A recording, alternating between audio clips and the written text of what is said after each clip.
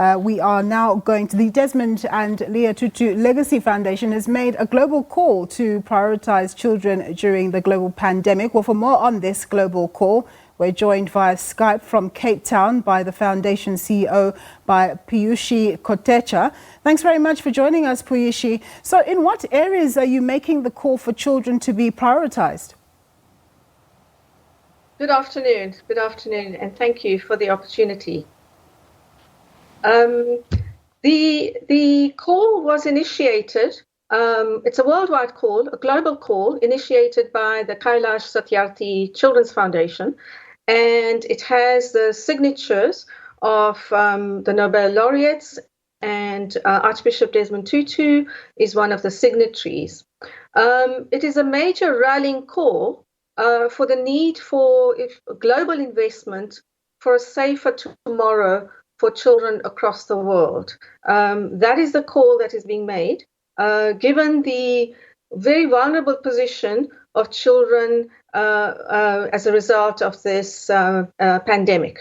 So what sort of initiatives will the Tutu Foundation be looking to spearhead in aiding children, specifically here in South Africa? For example, we know that there are children who come from low-income households who have previously benefited from the feeding scheme at schools, which has been postponed or, cancelled for now until children go back to school on the 1st of June.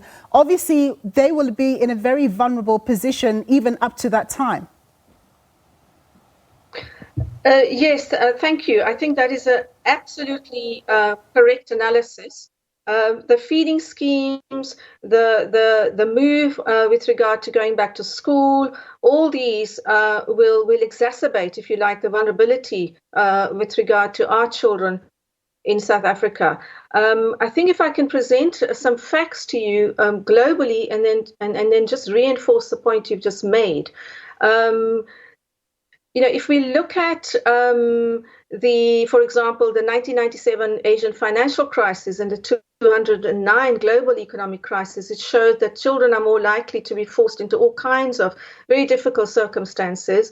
At the moment, prior to COVID-19, nearly 1 in every 5 children worldwide is living under $2 a day. There were 152 million child laborers globally, for example.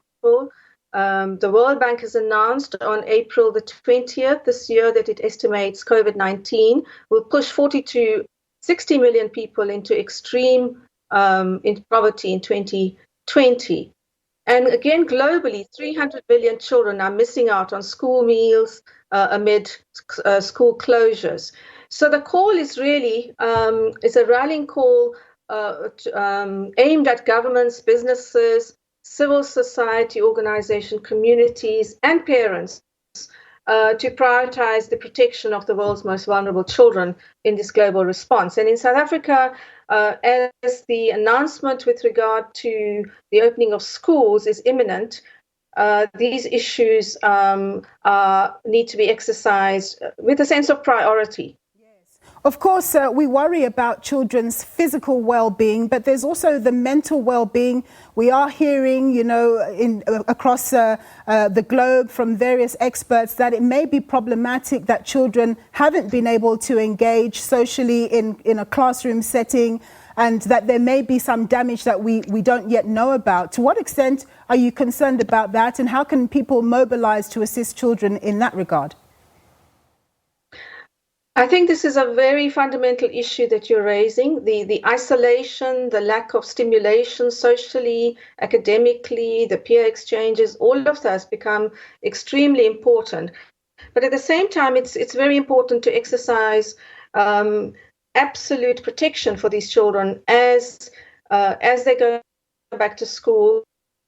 But also we have to remember that there are rural areas who don't have access to schooling and whose needs are also going to be extremely important in this context where, a great deal of exploitation can take place as well with regard to children in these extreme conditions that we find ourselves in. Do you worry about the issue of the digital divide as people have to think about whether their children stay at home and learn at home, or whether they go to school and expose the children to that risk? Oh, absolutely. I mean, the digital divide issue has been the concern of our government and our society for decades now.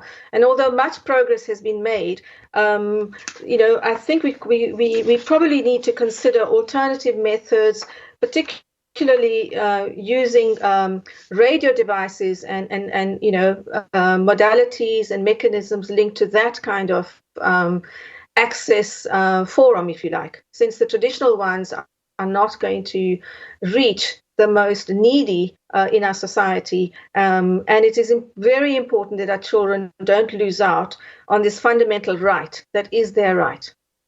Piyushi, thank you very much for your time. That was Piyushi Kotecha. She's the CEO of the Desmond and Leah Tutu Legacy Foundation. And just a rallying call there that we should support our children during this very difficult time of COVID-19 and protect them as far as possible. We'll have more news for you on the pandemic and perhaps other issues after a short break. Do stay tuned.